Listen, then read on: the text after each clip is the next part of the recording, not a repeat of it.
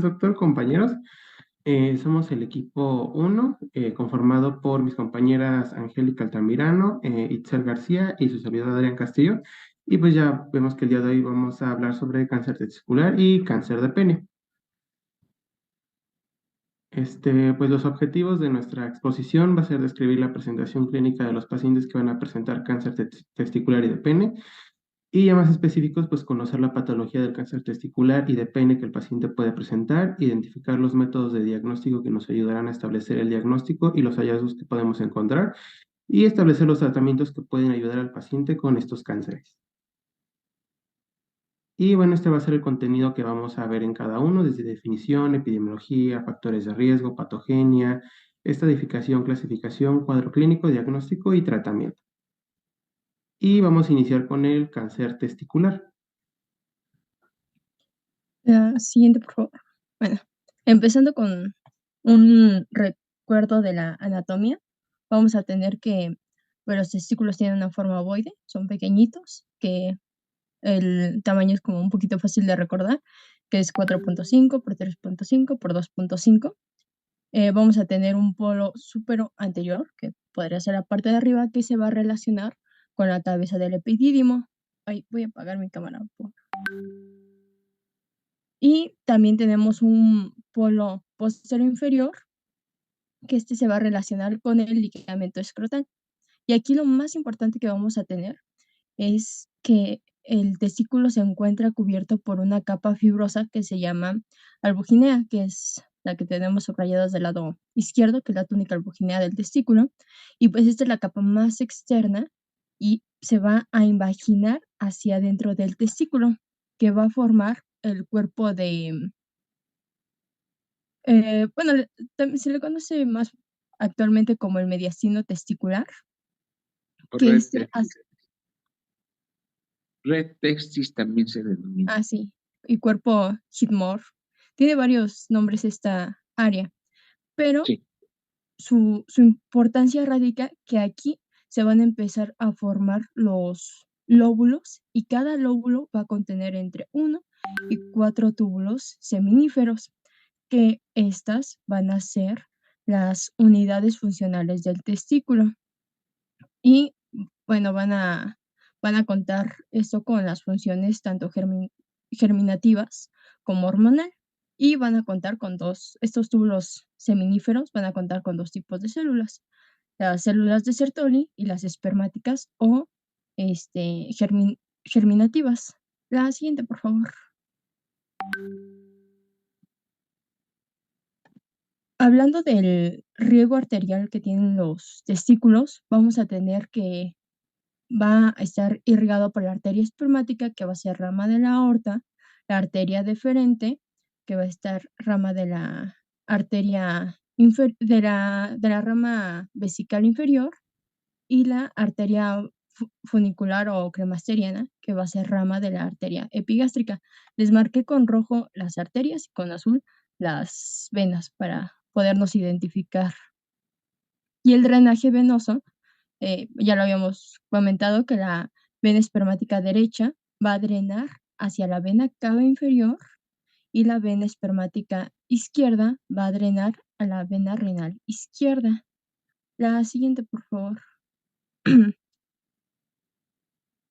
En cuanto al drenaje linfático, hay que tenerlo muy presente y más cuando estamos hablando de cáncer, pero tenemos que los vasos linfáticos van a estar paralelos a los vasos espermáticos y va a haber bueno, relevan a los ganglios ilíacos externos y hay también un segundo revelo que va hacia la derecha, drenan a los ganglios precavos y los laterocavos, y hacia la izquierda van a drenar hacia los preaórticos y lateroaórticos.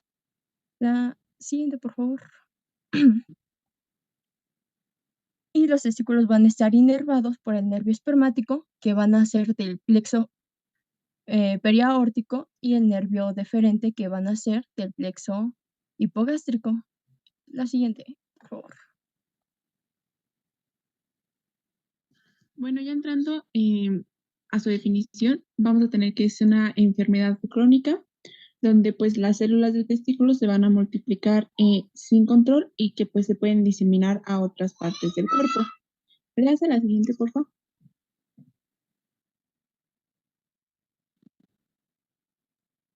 Bueno, ahora vamos a empezar a ver sobre su epidemiología y pues el cáncer testicular va a representar del 1 al 1.5% de las neoplasias en el hombre y en general va a representar el 5% en total de las neoplasias urológicas y esta es la neoplasia más común en la edad reproductiva del hombre. Igualmente va a representar el 5% de neoplasias sólidas y se menciona que va a tener dos picos de aparición. El primero de ellos va a ser entre los 18 y 35 años y el segundo entre los 60 y 70 años. Ahora, en 2012 la OMS estableció una incidencia en América Latina de 2.6 casos por cada 100.000 habitantes, pero en las últimas 4 décadas se ha visto un aumento en esta incidencia de entre 5.7 a 6.8 casos por cada 100.000 habitantes, y se menciona que esto puede deberse a una mayor tanto sensibilidad como especificidad en los métodos diagnóstico o un aumento en la exposición de los factores de riesgo que vamos a ver más adelante. Igualmente se menciona que es más, se presenta más en el testículo derecho en un 57%, y en el izquierdo en un 43%. Y en 1 a 2% de los casos suele ser bilateral y el más común es el tumor de células germinales. Igual otro dato que encontré, se menciona que en el Centro Médico Nacional del siglo XXI, recibe al año aproximadamente entre 16.000 a 20.000 casos de cáncer urológico y de todos estos casos, 800 casos suelen ser de cáncer testicular de primera aparición.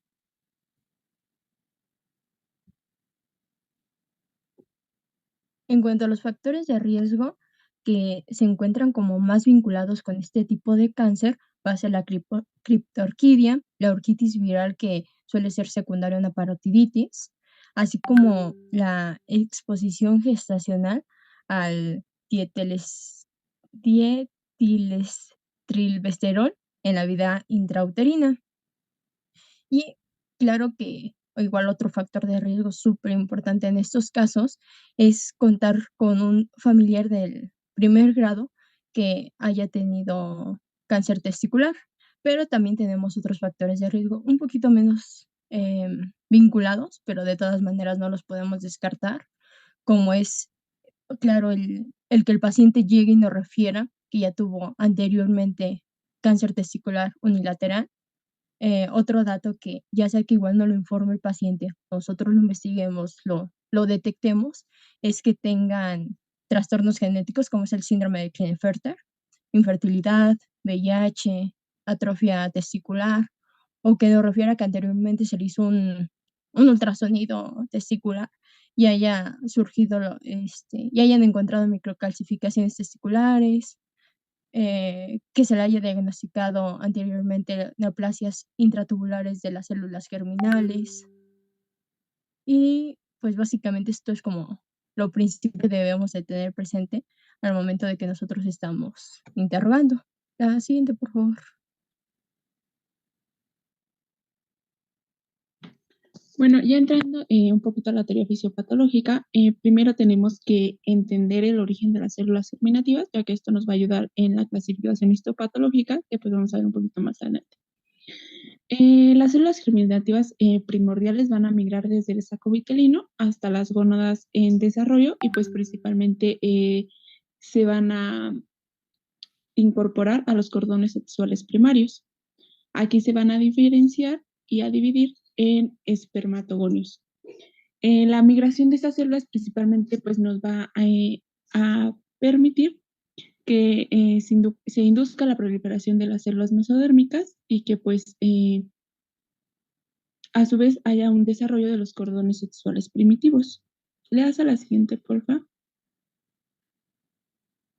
Como dije, pues es una teoría, entonces encontré muy pocos artículos relacionados a la fisiopatología, pero uno mencionaba que pues la vía de señalización W1T pues se asocia a una mutación en el gen ATSIN1. Este gen principalmente está asociado a los tumores en células germinales y principalmente pues puede inducir a la apoptosis de células derivadas del carcinoma embrionario, que va a ser una clasificación que también vamos a ver más adelante.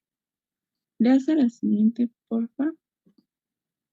Entre la clasificación histopatológica vamos a tener tres. La primera son los tumores de células germinales, la segunda son los tumores de células no germinales y la tercera son tumores secundarios. Le das a la siguiente, por favor. Bueno, vamos a empezar con los tumores de células germinales. Estos representan de un 90 a un 95% del total de los tumores primarios del testículo. Y dentro de este grupo, pues se van a encontrar varios tipos histológicos. El primero de ellos es el seminoma, aparece en un 30 a un 40% alrededor de la población y es el más frecuente de los tumores testiculares. Y el diagnóstico está en el 75% en el testículo y solamente el 10% en metástasis. A su vez, el seminoma había leído que pues se divide en tres tipos: el clásico, el anaplásico y el espermatocítico. El clásico representa un total del 85% del total de los seminomas y el anaplásico de un 5 a un 10%, porque tiende a tener peor pronóstico y pues mayor cantidad de metástasis.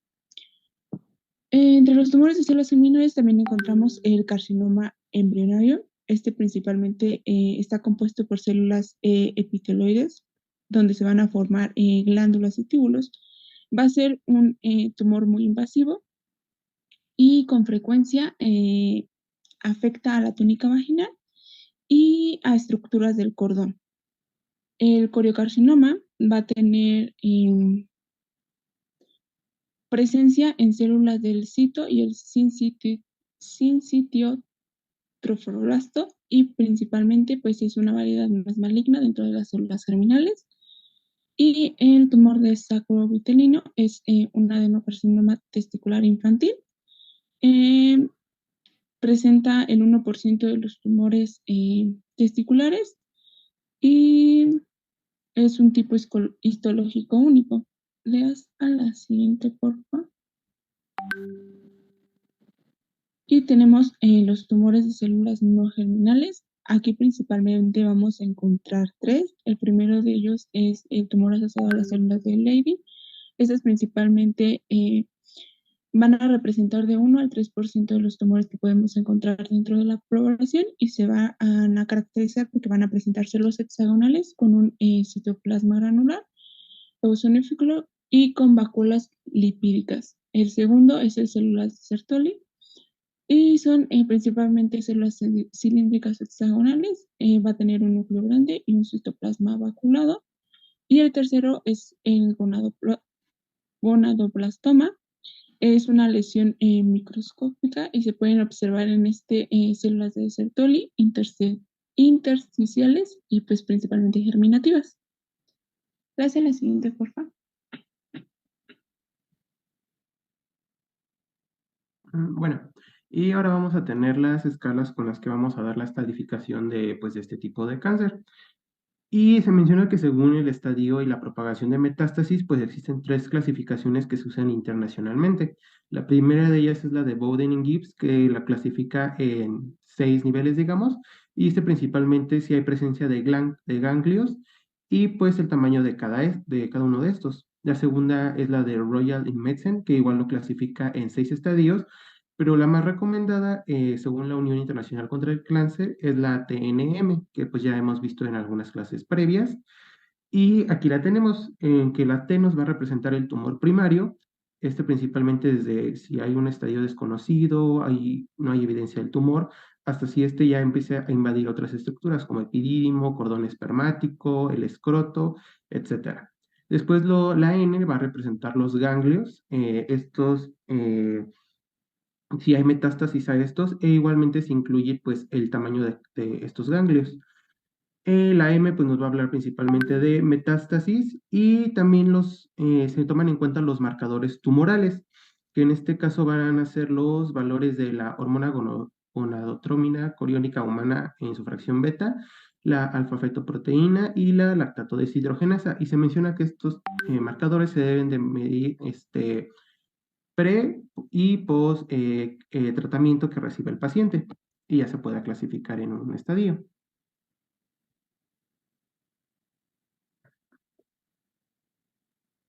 Pasando al cuadro clínico, pues no es de lo más sencillo, como es en la mayoría de los casos de los cánceres, pero pues vamos a tener que lo más característico que vamos a encontrar es que el testículo va a aumentar de tamaño de manera gradual, pero este va a ser indoloro. Llegado el momento, van a sentir, van a tener la sensación de pesadez testicular.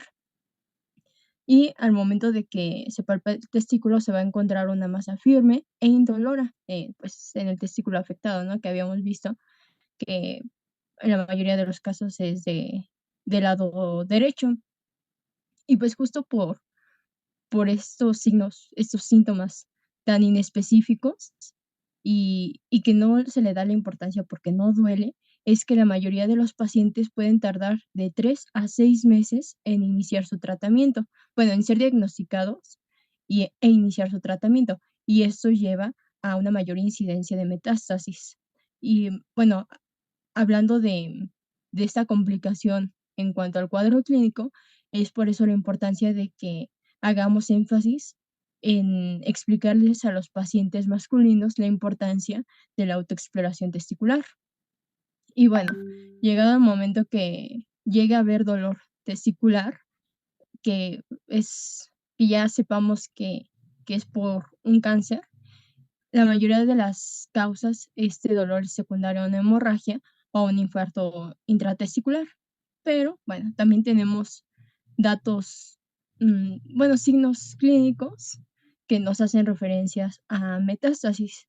Por ejemplo, cuando encontramos una lumbalgia, esta se va relacionada más a metástasis retroperitoneales que tienden a afectar los nervios. También podemos encontrar tos, disnea, y nos habla de que hay metástasis a los pulmones. Podemos encontrar anorexia, náuseas, vómito, y esto nos habla de una metástasis retroduodenales. El dolor óseo, que va a ser ya una metástasis, pues justamente a hueso. Podemos encontrar inflamación en las extremidades inferiores, que pues nos indica que hay mm, una obstrucción, que esta metástasis nos está generando una obstrucción a la vena cava. Y pues honestamente es un poco complicado ver estos datos y pensar luego en cáncer testicular, pero de todas maneras no lo podemos descartar hasta no demostrar lo contrario cuando nosotros encontramos una masa en testículos. También nos mencionan que el 10% de los pacientes eh, con cáncer testicular se diagnostica por otros motivos. Habitualmente es que llegan primero por un traumatismo que hayan sufrido testicular o incluso que sus parejas sexuales lo detectaron. La siguiente, por favor. Y bueno, también al momento de que vamos a estar explorando a los pacientes que van a presentar este cáncer testicular, pues no solamente nos vamos a enfocar en los testículos, también tenemos que explorar más justamente por el riego linfático que les comentaba hace rato. Y bueno, sí vamos a encontrar las tumoraciones que van a ser firmes, que van a ser insensibles, que de hecho, igual al momento que estamos palpando los testículos, se dice que el epidídimo se puede separar fácilmente de los testículos. Y en algunas ocasiones puede que este tumor esté acompañado también de un hidrocele, y esta situación nos complica un poco más identificar los tumores.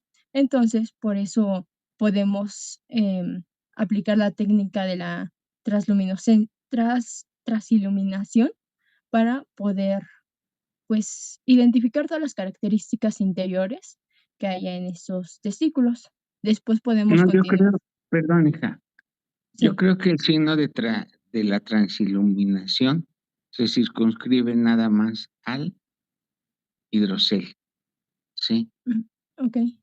¿Por qué? Porque una masa Mm, tumoral no transilumina, es ajá, negativa. ¿Dónde nosotros tenemos problemas? al hacer el diagnóstico, que sea un hallazgo, por pudor, por pena. Habitualmente no revisamos los testículos, cuando la exploración física tiene que ser integral. ¿Cuándo nos dice el paciente, es que siento pesantez en mi testículo?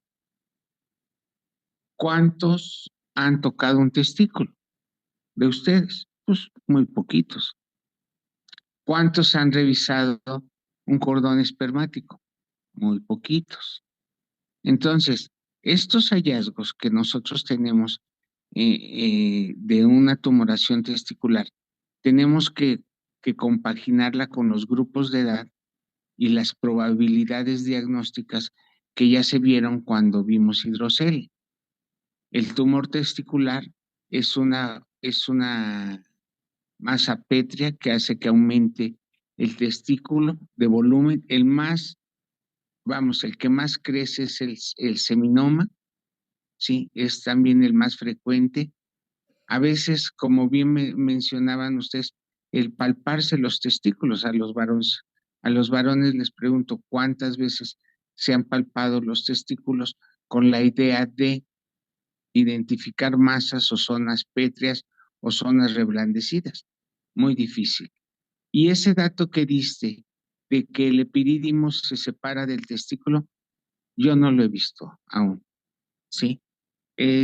Para mí es muy poco probable por el dolor que produce el tocar el conducto deferente, la cabeza y el cuerpo del epididio. Sí, Elija, por favor. Ok, gracias. Bueno, después podemos continuar palpando el abdomen y esto nos puede revelar enfermedades retroperitoneales voluminosas. Y bueno, lo que vamos a hacer en esto va a ser palpar los caminos linfáticos que podemos identificar que van a ser los ganglios linfáticos, los supraclaviculares, los escalenos y claro que vamos a encontrar, llegado el momento de una metástasis, pues que van a estar aumentados de tamaño. Y Pero también, los más importantes, hija, perdón que te interrumpa, perdón, okey, son los inguinales. ujú. Y aquí viene una pregunta muy simple. ¿Quién me puede decir cómo se explora un canal inguinal? ¿Cuáles son las referencias anatómicas para yo identificar los elementos del canal inguinal?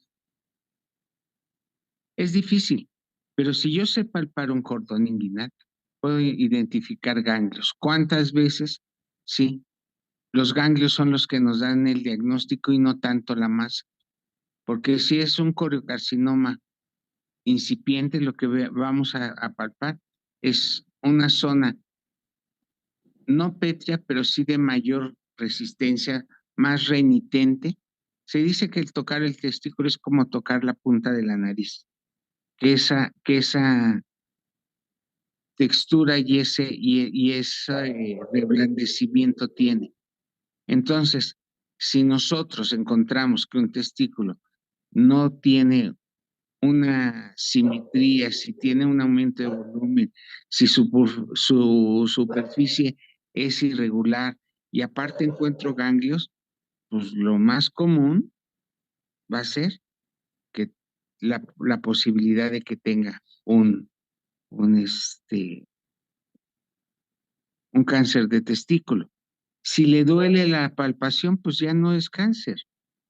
Le va a doler porque se puede tratar de una orquitis y una epididimitis, pero no va a tener ganglios, no va a tener ataque al estado general y desafortunadamente todos los tumores cuando los encontramos son arriba de la clasificación de TNM en estadio 2. Continúa, Heidi. Gracias. Okey.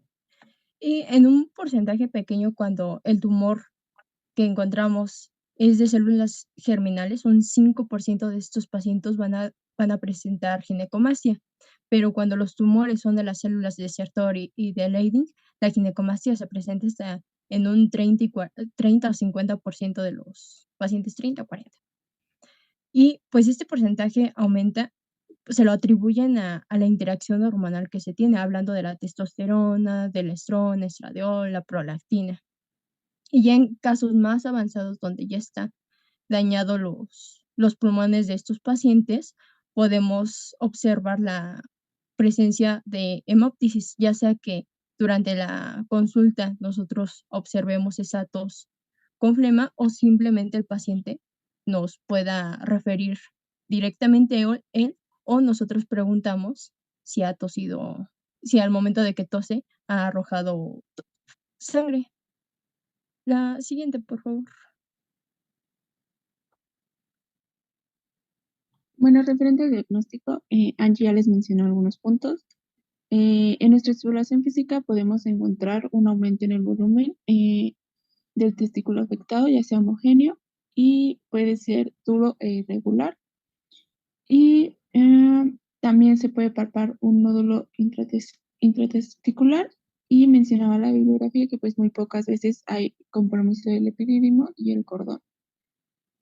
Vamos a tener algunos marcadores que se mencionaban, como son la alfa-fetoproteína. Esta principalmente va a ser producida por el carcinoma embrionario puro, por el teratocarcinoma o por el tumor del saco vitelino.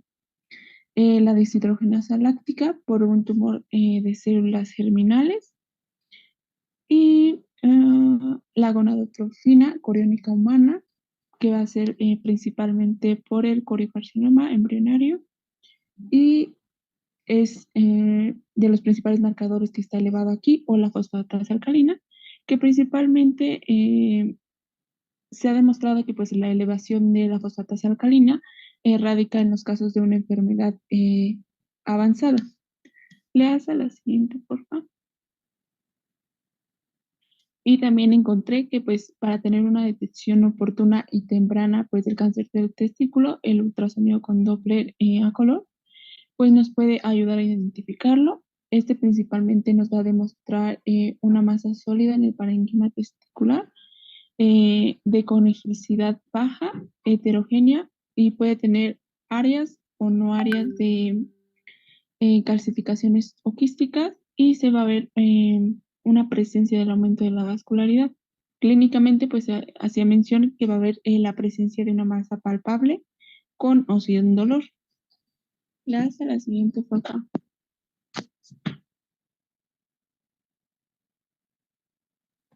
En cuanto al tratamiento, pues básicamente cuando se trata de un seminoma en una etapa temprana, la tasa de supervivencia es súper favorable. Estamos hablando de que el 99% de estos seminomas se pueden curar, por decirlo de alguna manera. Y básicamente lo que necesitamos, bueno, lo que se necesita hacer es una orquiectomía radical, radioterapia y quimioterapia con carboplatino, y aparte su vigilancia, que esta vigilancia se debe de mantener durante 10 años, ya que el crecimiento de estos seminomas suele ser muy lento. Entonces, pues por eso el tiempo tan prolongado. ¿Y qué vamos a requerir en este tipo de vigilancias? Bueno, pues se tiene que continuar con una anamnesis, saber cómo se ha sentido, si ha notado cambios, si se ha sentido como anteriormente cuando se le diagnosticó este cáncer. También necesitamos hacer la exploración física, que es lo más ideal, y continuar vigilando los marcadores tumorales, que se piden de 3 a 4 meses durante el primero, segundo y tercer año, cada 6 meses, durante el año 4, 5, 6 y 7, durante esta vigilancia, y ya del séptimo año hasta el 10º se van a pedir los marcadores tumorales una vez al año.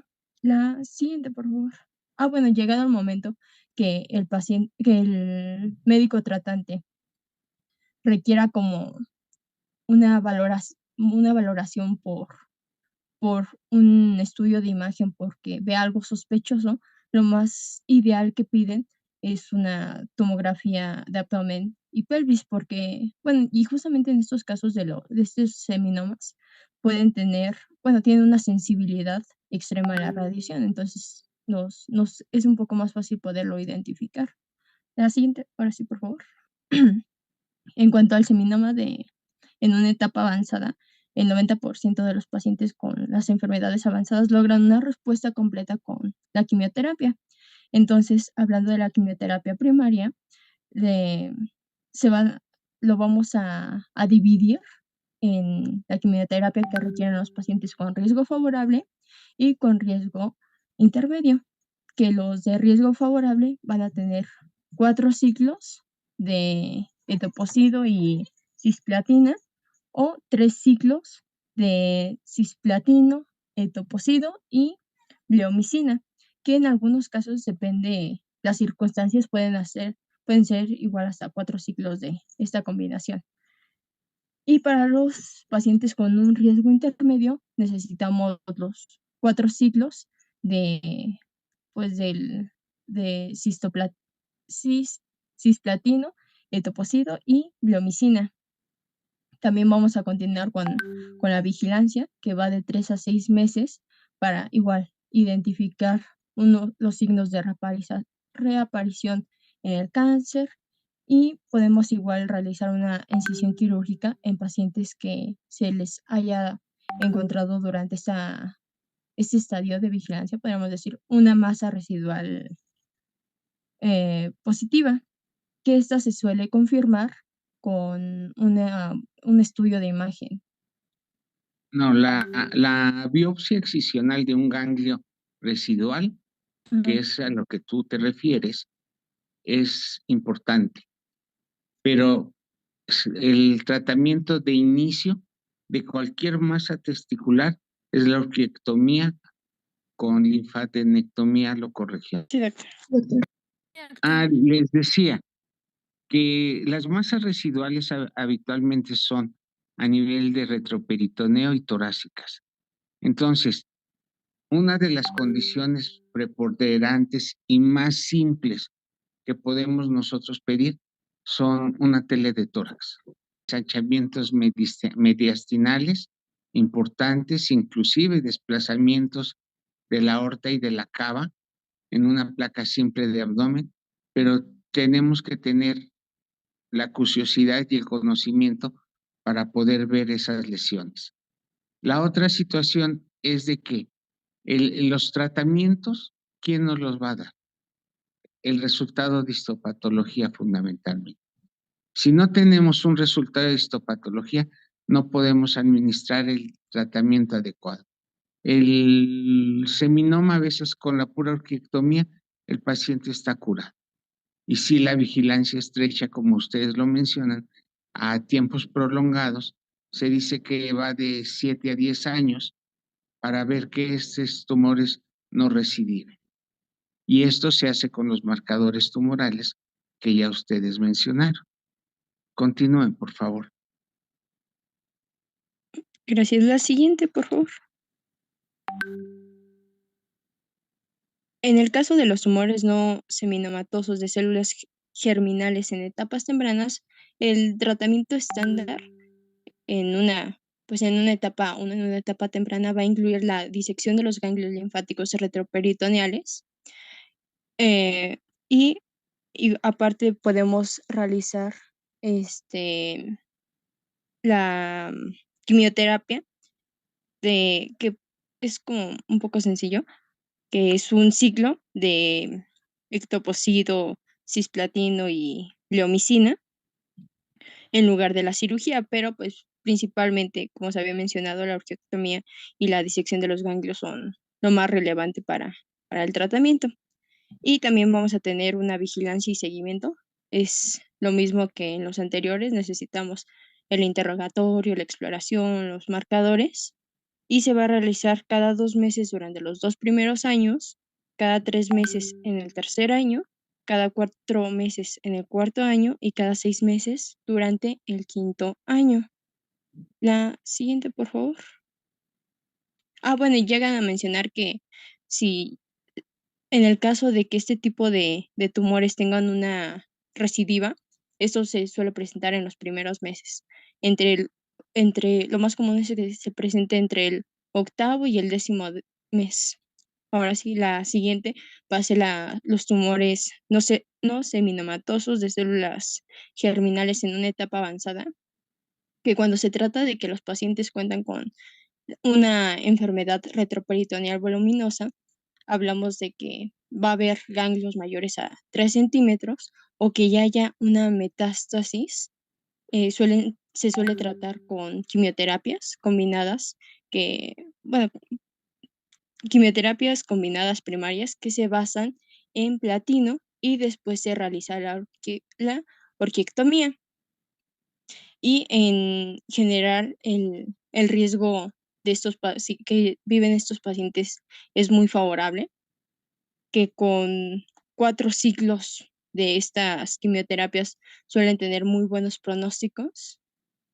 Y también después de esto necesitamos medir los marcadores tumorales y ya si salen normales los valores, si salen en límites, entonces podemos continuar con la vigilancia estrecha. Y otra característica es que cuando se llegan a presentar teratomas malignos, pues la supervivencia de los pacientes es muy, muy baja. Se habla de un 15% y esto se debe a que el teratoma maligno no tiene una buena respuesta a, a la quimioterapia. La siguiente, por favor.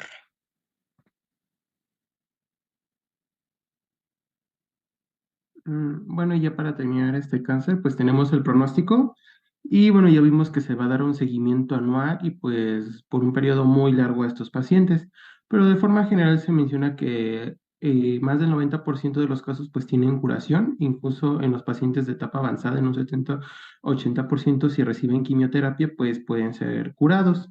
Ahora sí, las recurrencias de este cáncer de forma general se presentan en un 5% y son más comunes en los primeros 2 años, pero incluso pueden aparecer hasta los 5 años. Y la posibilidad de que aparezca un cáncer en el testículo contralateral es aproximadamente entre un 2 a 5%. Y bueno, ya vimos que los marcadores tumorales pues son muy importantes durante toda esta patología y se menciona que al checarlos, pues el tratamiento que recibe el paciente, si continúan siendo elevados, este tiene hasta un 70% de recaídas o que ya presenten metástasis en alguna parte del cuerpo. Pero si en cambio están pues dentro de valores normales, hay solo un riesgo pequeño entre un 5 a 20% de que haya metástasis o alguna recaída. Por lo cual, pues todo esto ya hemos visto que la autoexploración pues es importante, incluso en pacientes que no hayan tenido este cáncer o en los que ya hayan recibido algún tratamiento. Y pues esto de cáncer, no sé si tiene alguna duda para iniciar el cáncer de pene. Ok, continuamos con cáncer de pene, por favor. Ok. Bueno, ahora vamos a ver cáncer de pene, igualmente primero un poco de anatomía. Pues ya sabemos que el pene es el órgano copulador masculino y pues va a proporcionar una salida común tanto para la orina como para el semen. Y este pene va a constar de la raíz, el cuerpo y el glande. Y va a estar constituido por 3 cuerpos cilíndricos de tejido cavernoso eréctil. 2 de ellos van a ser los cuerpos cavernosos que van a estar localizados en la parte dorsal y estos se van a fusionar en un plano medio, pero en la parte posterior se van a separar para formar lo que son los pilares del pene. Igualmente, internamente de estos cuerpos van a estar separados por el tabique del pene. E igualmente, cada cuerpo cavernoso va a tener una cubierta fibrosa externa, que va a ser la túnica albuginea. Y el tercer cuerpo que lo va a conformar es el cuerpo esponjoso, que va a estar localizado de forma ventral, va a contener la porción esponjosa de la uretra y bueno, igualmente se menciona que vamos a tener una cubierta externa en la fascia profunda del pene, que va a ser la fascia de Vogt, que esta va a ser una continuación de la fascia del perine, que va a formar una cubierta como membranosa y va a ser fuerte para los cuerpos cavernosos y el cuerpo esponjoso para mantenerlos unidos. Ahora, la raíz del pene, pues va a ser la parte fija que va a estar formada por los pilares del pene, el bulbo y los músculos isquiocavernosos y bulbo esponjoso. Y como tal, el cuerpo del pene va a ser su parte libre y colgante que va a estar suspendida en la sínfisis del pubis. Ahora, El cuerpo esponjoso del pene es el que nos va a dar el glande cuando se va a expandir cuando este se expande, y el glande pues ya vemos que es de forma cónica. Ahora, la piel del pene se dice que es delgada y esta se va a conectar a la túnica albuginea mediante tejido conectivo laxo. Y en el cuello del glande, tanto la piel como la fascia del pene se van a prolongar para formar una doble capa cutánea, lo que viene siendo el prepucio que va a cubrir el glande. E igualmente vamos a encontrar el frenillo prepucial, que es un pliegue medio que va a pasar desde la capa profunda del prepucio hasta la superficial uretral del glande.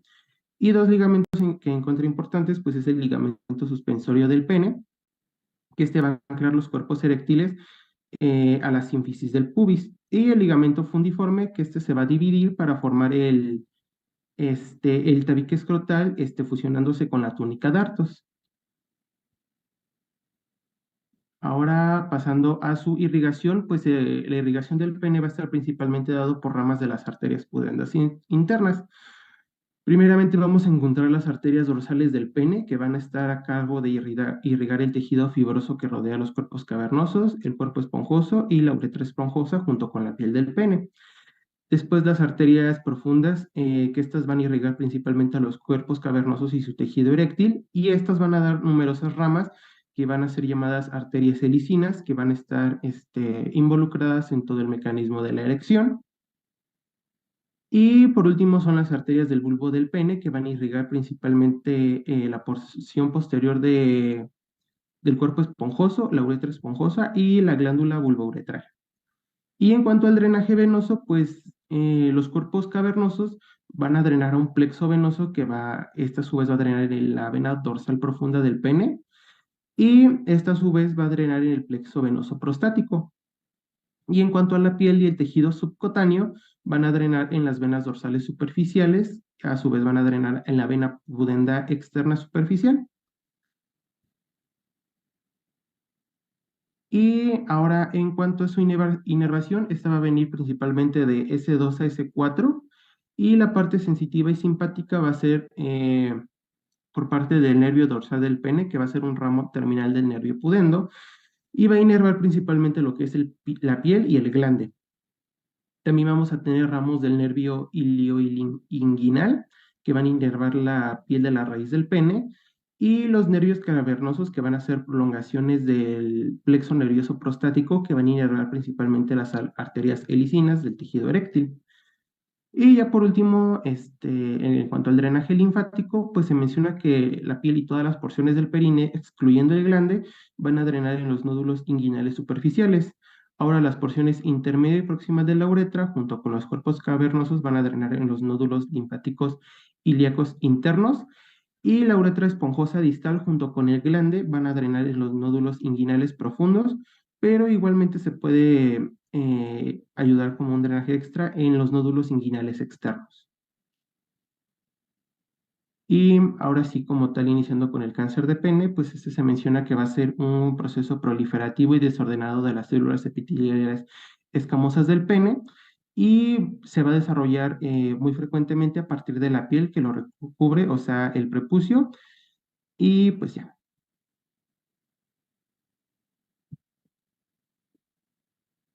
Pasando con la epidemiología, tenemos que el cáncer de pene constituye al 1% de los cánceres entre hombres del aparato urinario.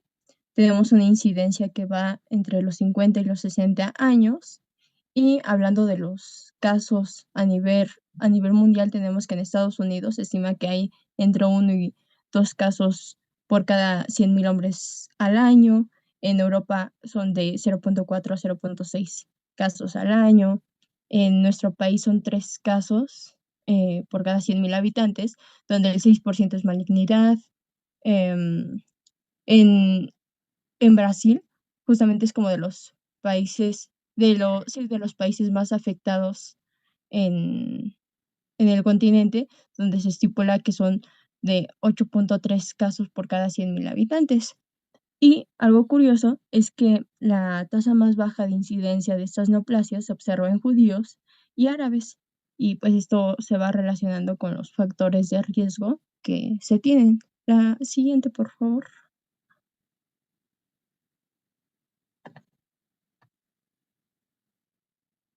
Bueno, entre los principales factores de riesgo que nosotros encontramos son el virus del papiloma humano, eh, principalmente el 16 y el 18, y este factor de riesgo se ha detectado por medio de pruebas PCR que se presenta al menos en un 40% de los casos. También la fimosis, al menos se mencionaba que la mitad de los pacientes pues la pueden presentar. eh, con la presencia de la Corynebacterium smegmatis. Esto principalmente porque se causa una hiperplasia epitelial del epitelio escamoso en el saco prepucial.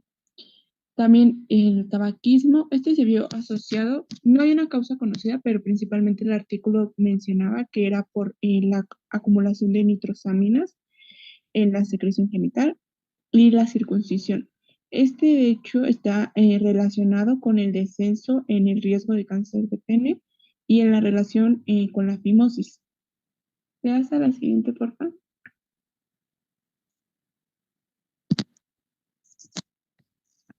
Y bueno, ahora hablando sobre, antes de hablar más bien de la patogenia del cáncer de pene, vamos a tener algunas lesiones que se pueden o se consideran premalignas. Y son 5 principalmente. Para que vean cada colorcito, pues es una de las lesiones que están del lado izquierdo. La primera de ellas va a ser la eritoplasia de Geyrat, que esta va a ser principalmente un carcinoma in situ que va a afectar tanto a prepucio como glande. La siguiente es la papulosis bowenoide. Este suele ser pues una lesión benigna que aparece en jóvenes de alrededor entre los 25 a 30 años. Va a afectar principalmente el surco y su presentación va a ser multicéntrica y se va a caracterizar por lesiones que son pápulas pigmentadas de 2 a 3 milímetros. Pero estas lesiones, al ser pequeñas, se pueden unir entre varias y pues crear lesiones más amplias. Y su etiología es desconocida, pero se sospecha que está más relacionada con el virus del papiloma humano. Después está la balinitis serótica obliterativa, que esta va a afectar principalmente glande y prepucio. Se presenta en pacientes de entre la cuarta quinta de la década de la vida y principalmente que no se hayan hecho la circuncisión. Esta se menciona que suele ser asintomática, pero de la mayoría de los pacientes pues van a tener problemas a la hora de orinar porque se acompaña justamente con esteniosis del meato urinario. Después vamos a encontrar el cuerno cutáneo, que va a ser un sobrecrecimiento y cornificación del epitelio, lo cual va a formar lo que es una protuberancia sólida. Y en este caso, el 30% de estas lesiones van a ser malignas. Y el último de estos va a ser el tumor de Buschke-Lowenstein, o también llamado carcinoma verrugoso o condiloma gigante. Este va a ser de poca malignidad y pues va a causar una invasión local principalmente. Ahora, de todas estas lesiones pregmalinas, entre un 5 a 15% de los casos van a evolucionar a un carcinoma de células escamosas invasivo. Y la localización de estas de manera general pues va a ser mayoritariamente en el glande, en un 48%, en el prepucio un 21%, en el surco balano prepucial un 6%, en el cuerpo un menos de 2%, y pues o en una localización multicentral en un 9%. Ahora sí, hablando del cáncer de pene ya como tal presente, pues el 95% de los casos va a ser de carcinomas de células escamosas. Y pues en este cáncer vamos a encontrar que va a haber una gran cantidad considerable de queratina, un aumento de la actividad mitótica, hipercromatismo y los núcleos de estas células van a estar alongados. Y pues va a tener varios subtipos histológicos como el clásico, el basaloide, el verrugoso, el sarcomatoide y adenomatoso. Ahora vamos a tener también patrones morfológicos. El primero de ellos es el superficial, que es el de la letra A de la primera imagen, que va a tener un 35% de afección linfática. Ahora el vertical, que es la imagen B y C, también llamado onodular, es el que tiene peor pronóstico y solo el 30% de estos pacientes sobreviven más de 5 años. Y por último es el verrugoso, que es la imagen D. Esta va a tener una supervivencia a más de 5 años hasta en un 100%, o sea, no es tan malo. Y por último vamos a tener variedades macroscópicas. Este solamente se divide en dos. La primera de ellas es el papilar, que va a formar pues estas lesiones como con forma de condilomas o de masa fungosa, y el plano, que va a formar un engrosamiento epitelial con manchas de color gris, y igualmente va a formar grietas en la mucosa. Y para la clasificación de esta vamos a encontrar la de Brody para el grado tumoral, y principalmente si este tumor va a estar bien diferenciado o no, siendo G1 pues que justamente está bien indiferenciado, o G4 un tumor pues indiferenciado como tal.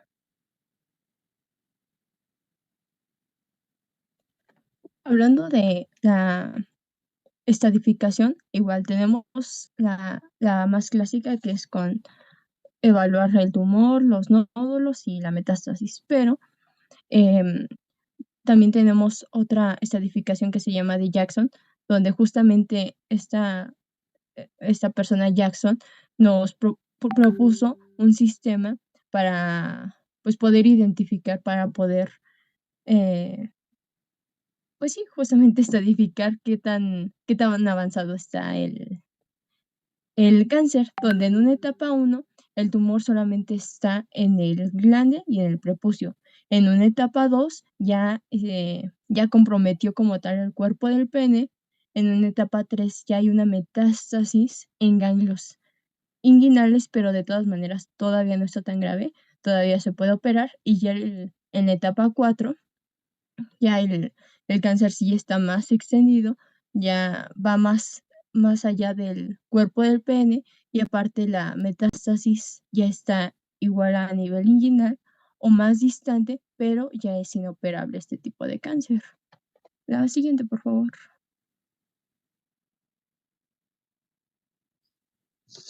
Bueno, referente al cuadro clínico, vamos a tener que principalmente se va a caracterizar por la presencia de una lesión en el pene y va a ser el primer indicio. Se mencionaba que alrededor de un 15 a un 50% de los casos, pues son pacientes que han tenido lesiones por más de un año con un tratamiento y que no han presentado mejoría.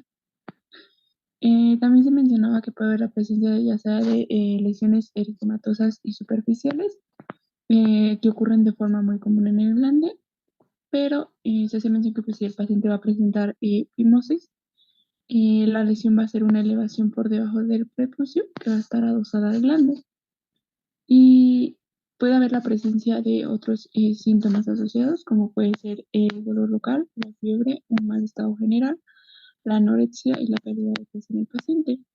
Veas la siguiente, por favor.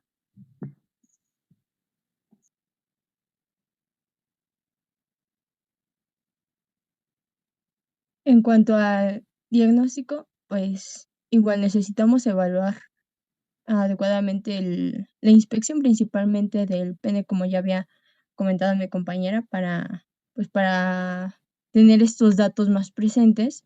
Y después de esto, si empezamos a sospechar de un cáncer de pene, podemos continuar apoyándonos de estudios de laboratorio y gabinete, donde los estudios de laboratorio habitualmente suelen salir normales en los primeros estadios. Llegado el momento, en una biometría hemática podemos encontrar anemia o leucocitosis, pero esa leucocitosis se suele presentar cuando la enfermedad ya está más prolongada o cuando hay una infección local. Y bueno, llegado el momento también en sangre podemos identificar hipercalemia, que esto nos da indicios de que ya hay metástasis a hueso.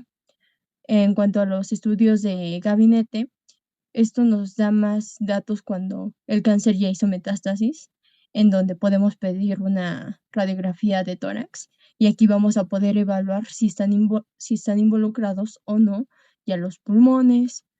También podemos pedir una gammagrafía ósea, y esto pues con el fin de ver qué tan dañados se pueden encontrar los huesos. Y de hecho, estuve leyendo que estas gamografías tienen una gran ventaja porque pues se puede identificar la metástasis en un estadio temprano, pero claro, todo depende de qué tan pronto se haga el diagnóstico de este tipo de cáncer. Y eh, igual nos podemos apoyar de un ataque de abdomen y pelvis.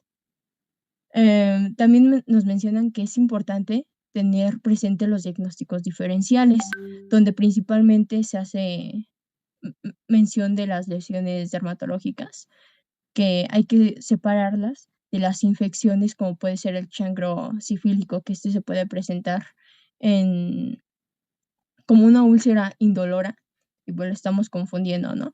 Pero, pues para esto también podíamos realizar pruebas serológicas. Y justo aquí la biopsia también nos es muy útil, nos es relevante, porque pues nos puede ayudar a distinguir las lesiones del carcinoma, llegado el momento que haya dudas. Y aquí se realiza una biopsia por punción, esto lo realiza el médico y se busca extraer como una pequeña muestra del tejido dañado, pues, para mandarlo a analizar y pues ya ver el reporte si nos demuestra que hay células cancerígenas. La siguiente, por favor.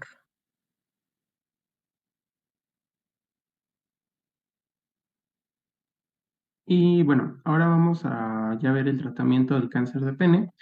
Y se menciona que en los estadios 0, 1 y 2, pues este va a ser curable, pero disminuye la posibilidad de curación en los estadios más avanzados, como es el 3 y 4. Y pues como en todo cáncer, el tratamiento va a estar basado pues en el tamaño de la tumoración, su ubicación, la invasión y como tal si ya presenta metástasis. Igualmente bueno, había visto que pues algunos pacientes, principalmente en estadios avanzados 3 y 4, pueden ser candidatos a participar en ensayos clínicos. Esto pues para valorar fármacos nuevos o alguna técnica quirúrgica nueva para el tratamiento de este cáncer. Y bueno, esta tablita de la derecha pues es como forma resumida, pero vamos a verlo ya más adelante por cada estadio. Vamos a iniciar con el estadio 0, que va a abarcar estas clasificaciones, la TIS y TA, con ganglio 0 y metástasis 0. Aquí pues las opciones de tratamiento, pues principalmente va a ser quirúrgico, pero se menciona que esto pues puede tener, digamos, como efectos secundarios, pues como tal la presencia de cicatrización o tanto la deformidad o el deterioro funcional del pene. Y por lo cual para disminuir estos efectos se utiliza lo que es la cirugía micrográfica de Mohs, que esta va a implicar pues como tal la excisión sucesiva de manera horizontal del tejido pues que presenta la tumoración y pues el estudio microscópico de todas estas capas. Igualmente se menciona la aplicación tópica de fluorouracilo en crema y el uso tópico de una crema llamada imiquimod al 5%.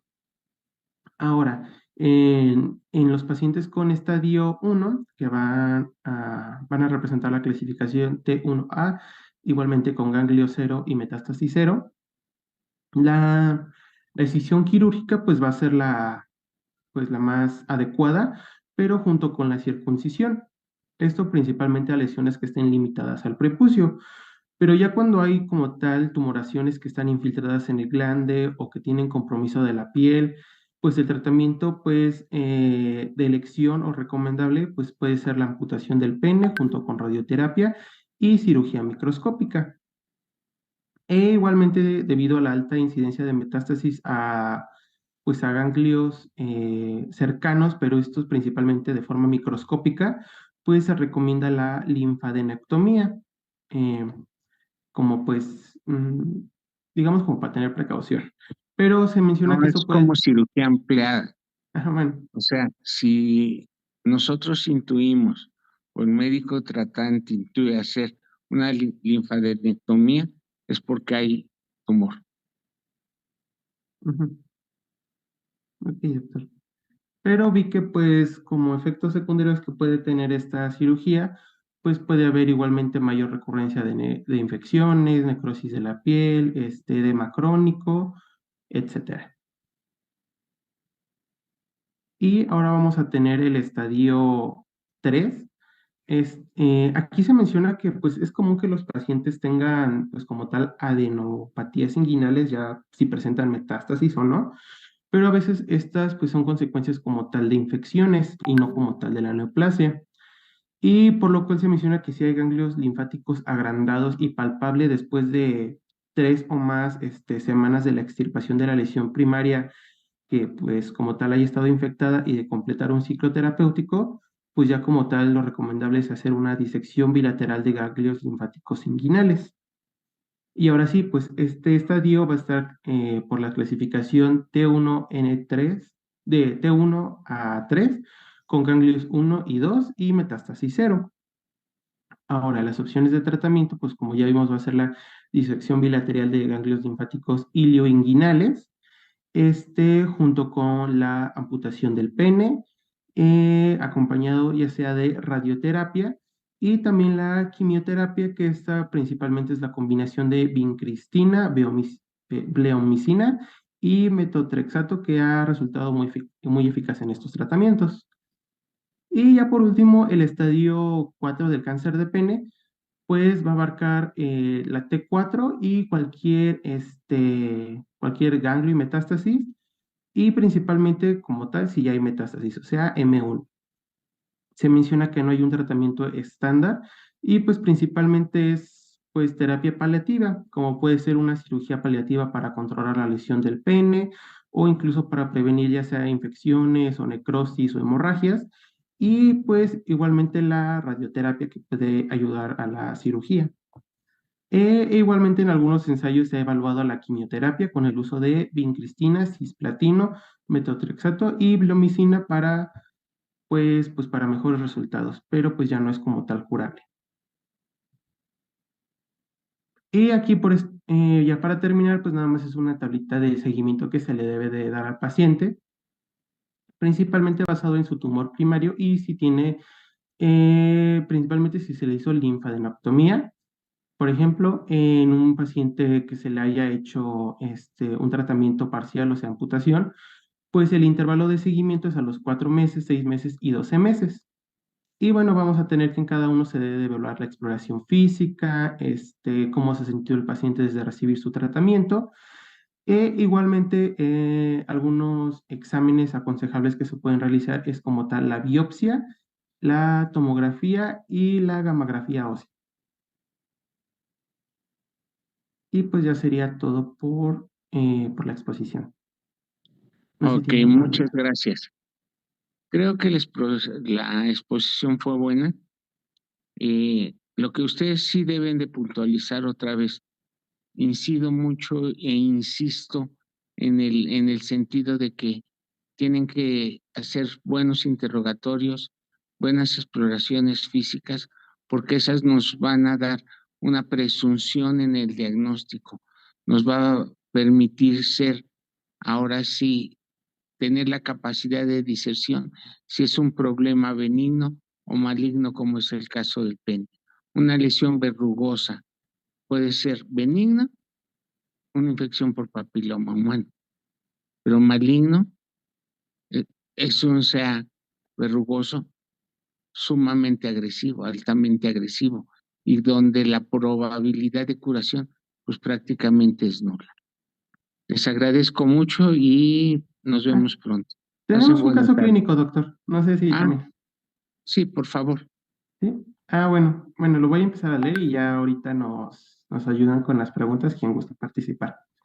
Acude a nuestra consulta un varón de 22 años refiriendo que desde hace unos 30 días nota un bulto en el testículo derecho, no refiere aumento del volumen escrotal, dolor testicular, clínica misional ni fiebre, aunque sí sensación leve de opresión en región suprapúbica. En la exploración física encontramos el testículo derecho indurado con una masa pétrea fija e indolor en el polo inferior, y en el resto de la exploración realizada no evidenciamos alteraciones significativas. Ahora, pues la primera pregunta es, ¿qué otros antecedentes le preguntarían al paciente? Pues básicamente serían relacionados al cáncer. Si en su familia, sus papás o familia directa tiene cáncer, bueno, si han tenido algún tipo de cáncer, sobre todo pues enfocándonos si ha tenido cáncer pues testicular. Si él antes tuvo cáncer, si tuvo criptorquidia o, por ejemplo, como nos referían ustedes, orquitis viral y cosas por el estilo, antecedentes de VIH. Exactamente, como mencionan pues son todos los factores de riesgo que nosotros les mencionamos y que debemos de tenerlos como primera instancia para preguntar al paciente. La siguiente pregunta es, ¿qué les gustaría explorar?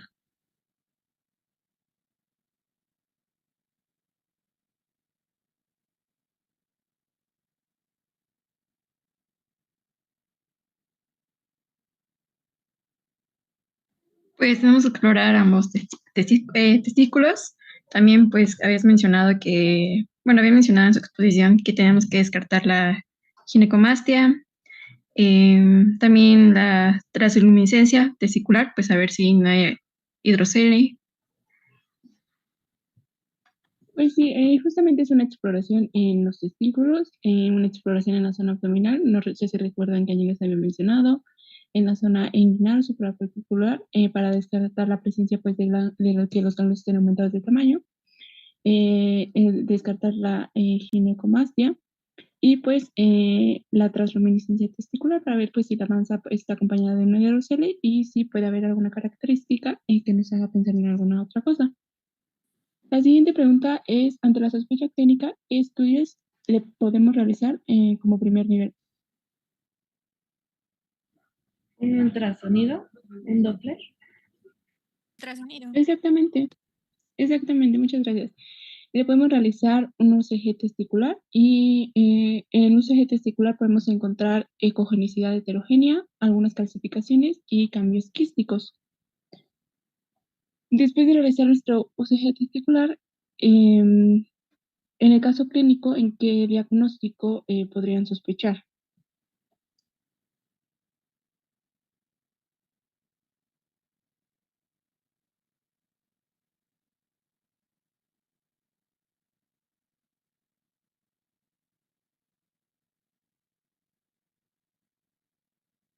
Cáncer testicular.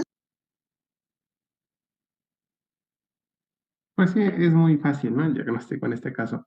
Y ya por último, la última pregunta es, de acuerdo a tu diagnóstico que ya vimos, como médico que brinda la atención primaria, ¿cuál sería el siguiente paso a seguir en el manejo del paciente? Referirlo. Sí, justamente referirlo puede ser una buena opción. Igualmente podríamos solicitar los laboratorios que ya hemos visto, pero pues sí, está correcta la respuesta de nuestra compañera. Y pues ya sería todo de nuestra parte, doctor, ahora sí. Bueno, les agradezco su ponencia y nos vemos pronto. Pasen buena tarde. Gracias. Gracias, igual. Buenas tardes. Gracias, doctor. Gracias, doctor.